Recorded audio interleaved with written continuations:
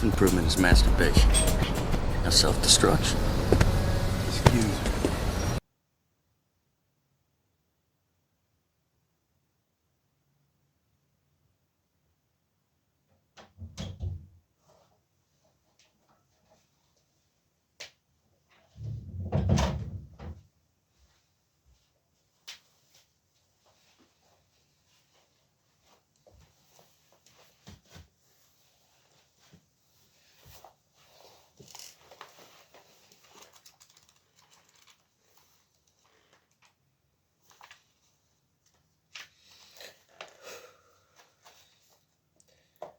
Rhythm in strategy. There is a rhythm in everything. However, the rhythm in strategy in particular cannot be measured without a great deal of hard practice. Among the rhythms readily noticeable in our lives are exhausted rhythms in dancing and accomplished pipe or string playing. Timing and rhythm are also involved in the military arts. Shooting bows and guns and riding horses, in all skills and abilities, there is timing. There is also rhythm in the void. There is a rhythm in the world, in the whole life of the warrior, in his thriving and declining, in his harmony and discord. Similarly, there is a rhythm in the way of the merchant, of becoming rich and of losing one's fortune, in rising and fall of capital. All things entitle rising and falling rhythms. You must be able to discern this. In strategy, there are various considerations. From the outset, you must attune to your opponent. Then you must learn to discern him. It is crucial to know the applicable rhythm and the implicable rhythm, and from among the large and small rhythms and the fast and slow rhythms, find the relevant rhythm. You must see the rhythm of distance and the rhythm of reversal. This is the main thing in strategy. It is essentially important to understand the rhythm of reversal. Otherwise, your strategy will be unreliable. In combat, you must learn the rhythm of each opponent and use the rhythm that your opponent doesn't expect. You win by creating formless rhythms out of the rhythm of the void. All the 5 books are chiefly concerned with rhythm. You must train sufficiently to appreciate this. If you practice diligently day and night in the strategy outlined above, your spirit will naturally broaden. Thus, you will come to comprehend the large-scale strategy and the strategy of one-on-one combat. This is recorded for the first time in these 5 volumes of Earth, Water, Fire, Wind, and Void. Those who sincerely desire to learn my way of strategy will follow these rules for learning the art. 1. Do not harbor sincere design. Think honestly and truthfully. 2. The way is in training. One must continue to train. 3. Cultivate a wide range of interests in the 10 skills and 10 arts. Then one can definitely find the benefits of Haiho and develop oneself. Be knowledgeable in a variety of occupations, and learn the thinking of people who work in them. Know the difference between loss and gain in worldly matters. Nurture the ability to perceive the truth in all matters. It is important to build up an intuitive judgment and understand true values. 7. Be aware of things which cannot be easily seen with the eye. Develop intuitive judgment and a mind that freely controls one's body. Do not be negligent, but pay attention even to the smallest details. Keep them in mind all the time, so as to avoid unexpected failure. Do not engage in useless activity. Do not argue about useless things. Concentrate on your duties. It is important to start by setting these broad principles in your heart and train in the way of strategy. If you do not look at things in a large context, it will be difficult for you to master strategy. If you learn and tie in these principles, you will never lose even in individual combat against 20 or 30 enemies. First of all, you must set your heart on strategy and work earnestly while sticking to the way. With time, you will be able to beat men with your hands and to defeat people by using your eyes. When, through training, you become able to freely control your own body, you can conquer men with your body, and because strategy develops the mind, with sufficient training you will be able to beat people with your spirit. When you have reached this point, will it not mean that you are invincible? Moreover, in large-scale strategy, the subordinates bear himself correctly. The superior man will attract and keep able-minded people by himself and correctly govern the country and care for the people, thus preserving the ruler's discipline. The way of strategy is to be self-reliant, not losing at anything, to guide others, to gain benefits and honor, and to make peace with others. Degazofila, Nalfisofila tivas, Hagalas anšos raido, Berkano fila raido, Sovilo isa Nalfis isa Sovilo tivas ivas raido, Degaz ivas Sovilo isa Gibo Nalfis Sovilo, Tivas Hagalas isa Nalfis Canas, Hagalas ofila Nalfis Ivas Sovilo tivas legus ivas, Anšus Nalfis degas tivas reido urus tivas Hagalas feio urus legus algis.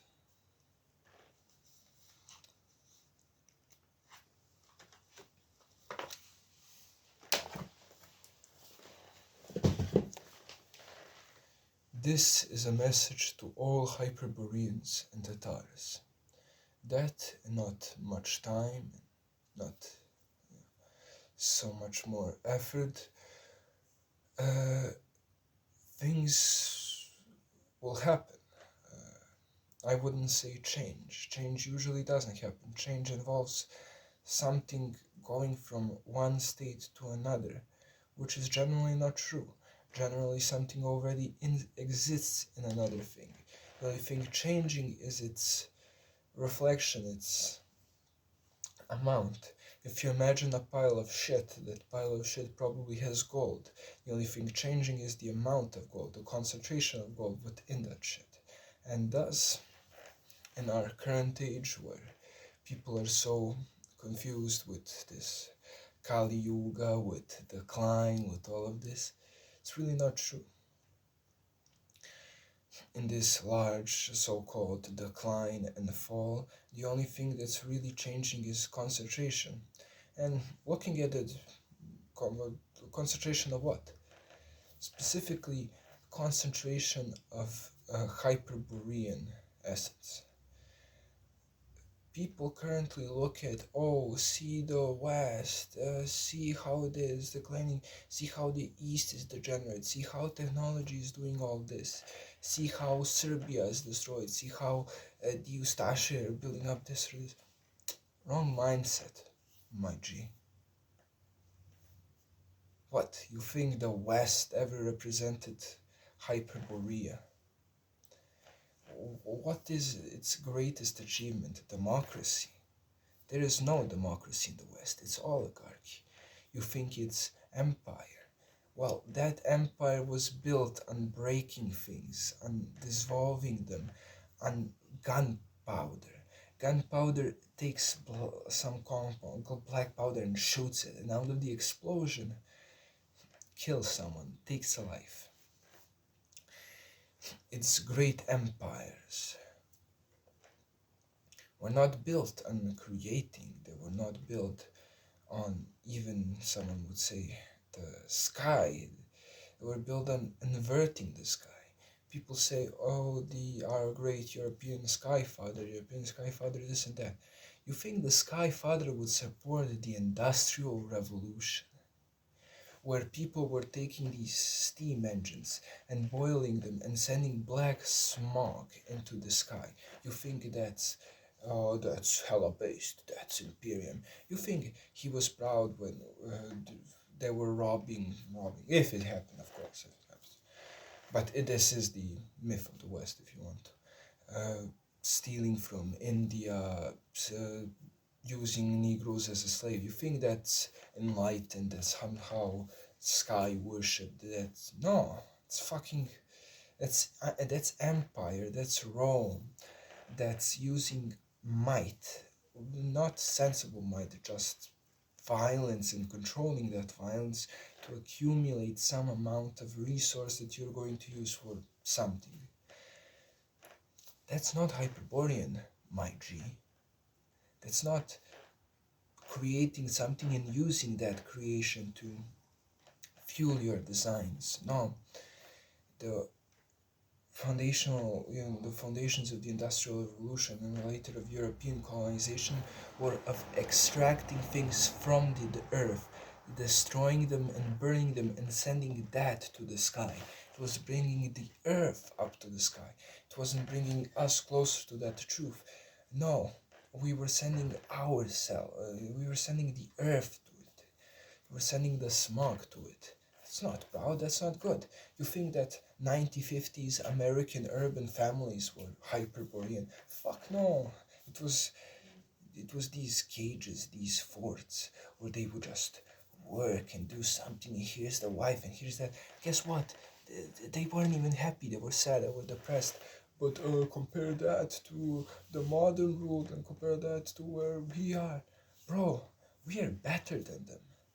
We are in a better state. You know why? Because there is this force, there is the Hyperborean winds blowing us, man. It's everywhere, you know? And people say, the Jews rule the world, the Masons rule the world, they do this and this and this money and they control this. What the fuck are they using it for?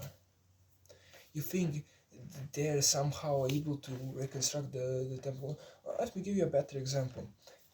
You think that the children of Cecil Rhodes are out here colonizing the East or Europe or establishing their great new world order? No, they're chilling with Diddy and Epstein on the island, getting and living, the life. They aren't doing it because they don't have that form of stability. They don't have that just frozen order that destroys everything, that destroys the tribe, just eats and eats and eats. You don't have that. And this bit of a rant, but let's return to the original point. People are looking at these systems that are not, that's not the white race, it's not Hyperborea, that's not Tartaria, that's like just Rome. And they're projecting, oh, we was Rome, our white skins, we were the Romans, so we were conquering the Indians and the blacks, and the evil Jews are our enemies, and the Masons were also fucking us up. Guess what? That's not us, that's not the ethos of Hyperborea. A Hyperborean ethos is, the quest, the sky. The sky, it's much closer to, just the wind, man. Listen to the wind, It's that, if we are going back to these schizomyths, you have, ancient Europe, matriarchy where everyone was living in the earth and worshipping demons, basically, and like the witches ruled or whatever. You think we destroyed them because we had this ginormous empire and we were enslaving them? No. How did those people reach freedom? Something had to give them. Well, it was the sky. It was the wind that shaped their minds and made them see that there is a different path, that there is a different destiny. It's not just mud and soil and their soil. People talk about how matriarchy was collective, it was all general, it was this and this. They were defending their mounds, their hills. They were with the earth. We didn't destroy them because we were so like this or this and this. No, it was because we had the wind. They didn't. They lived in mud. We were on the steppe where wind rushes, where horses rushes, where we had bows and shit. We had organizations in these small tribes. We had we had ourselves, and we destroyed them. Once again, not because we had machines or superior technology or superior numbers, but because we had that wind, we had that power, and we crashed and won, basically. Yeah. Outside of that thing, I want to announce some things. In about 3 weeks from where we currently are, we will, create on the what's it called winter holiday. We will have a camp. We will have a little Dagestan, but instead of wrestling, which is telluric and it's earth, it's like, see these muscles, see this is entertaining for this brother, and we get this, and then we prostrate worship to Allah. No, we will go in the aerial realm. We will have a sky camp where we cultivate insane amounts of will, and I promise, sky promise, that we are going to basically have superpowers by the end of the winter months, and slowly in the next year or two we will basically have everything we need as far as power and that. People like to talk about blood and soil. Bro, fuck blood and soil. Blood and soil is like cringe. You're going to bleed out and give your life away to protect a plot of land because your ancestors were also protecting that plot of land. You shouldn't protect. You shouldn't do that.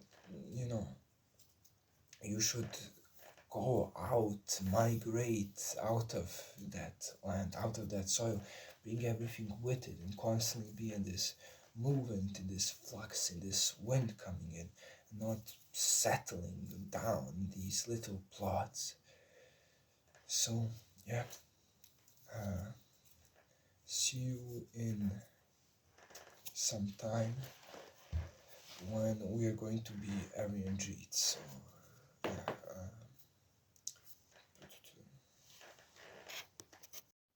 I'm calculating in terms of the next generation, in terms of the next 100 years, in terms of eternity. And believe you me, the next 1,000 years, we will be here.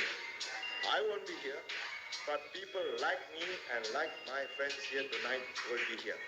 Recognizable, identifiable.